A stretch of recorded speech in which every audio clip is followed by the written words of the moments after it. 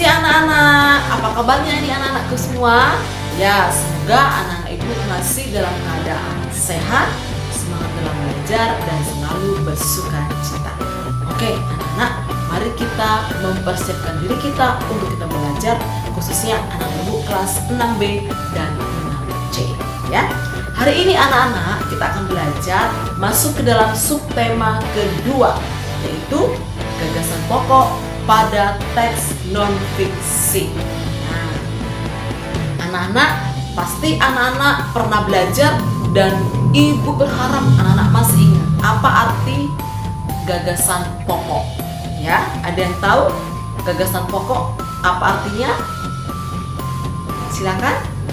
Ya, gagasan pokok adalah gagasan yang dikembangkan dalam sebuah teks. Ya, berarti gagasan yang dikembangkan dalam sebuah teks itu adalah pengertian dari gagasan pokok.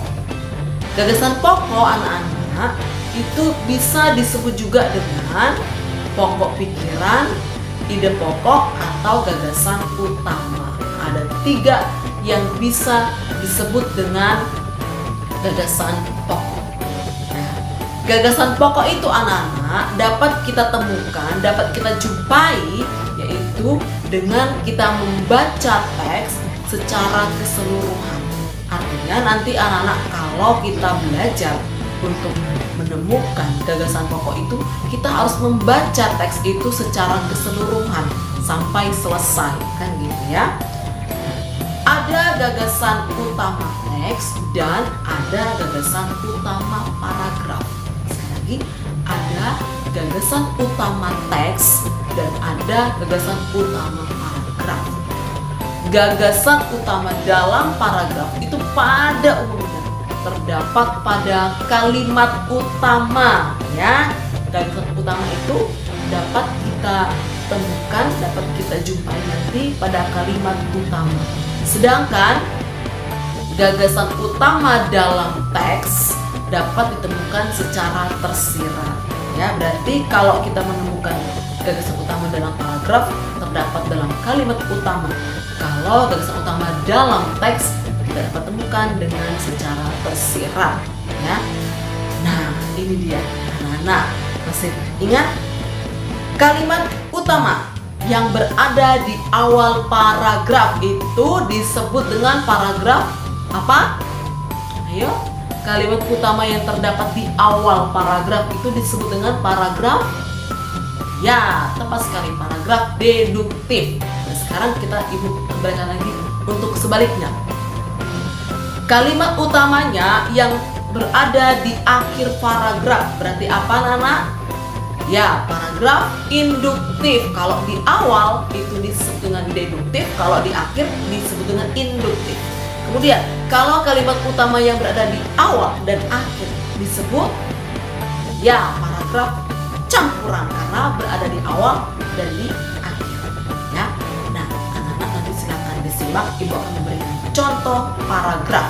Nanti dalam teks tersebut, dalam paragraf tersebut kita akan belajar untuk menemukan yang namanya kalimat utama atau ide pokoknya dalam tiap-tiap paragraf, ya.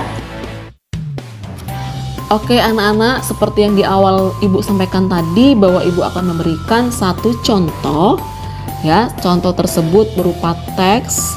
Nanti kita akan membaca secara keseluruhannya. Setelah kita membaca sampai selesai dengan saksama, dengan teliti, dengan fokus, nanti kita akan belajar kembali lagi untuk menentukan kalimat utama dalam tiap-tiap paragraf. Ya, teks tersebut terdiri dari 2 paragraf. Ibu akan bacakan teksnya dengan judul Atraksi Reok Ponorogo. Masuk ke paragraf pertama.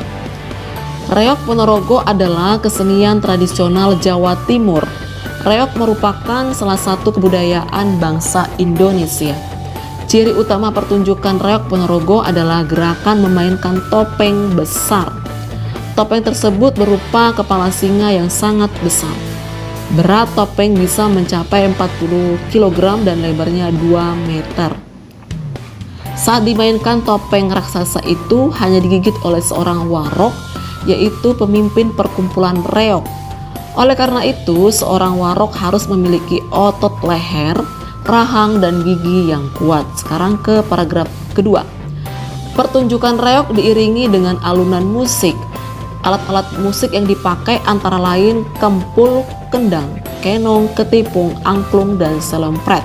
Satu iring-iringan reog beranggotakan 10 hingga 15 orang yang terdiri atas warok, penari, pemusik, dan kru lainnya.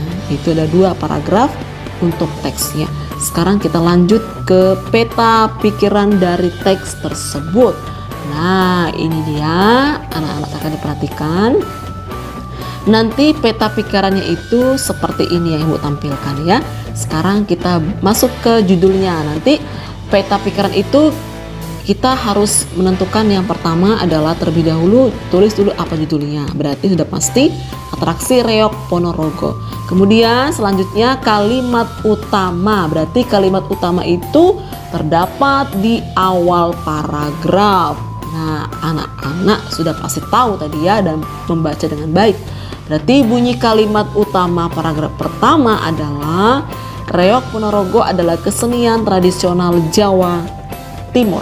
Nah, itu kalimat utama paragraf pertama. Sekarang kalimat utama pada paragraf kedua itu pertunjukan reog diiringi dengan alunan musik. Oke, itulah bunyi kalimat utama paragraf pertama dan yang kedua pada teks dengan judul atraksi reog Ponorogo ya. Ibu berharap anak-anak di rumah yang kelas 6B dan 6C bisa memahami dengan baik dan mengerti juga apa yang sudah Ibu sampaikan ya. Oke anak-anak, sampai sini dulu pertemuan kita pada hari ini. Kita akan berjumpa lagi pada pertemuan berikutnya untuk anak-anak Ibu kelas 6B dan 6C. Jaga kesehatan, selalu bersemangat walaupun kita masih dalam belajar secara daring atau online. Oke, terima kasih anak-anak Ibu semua. Salam sehat dan sampai jumpa.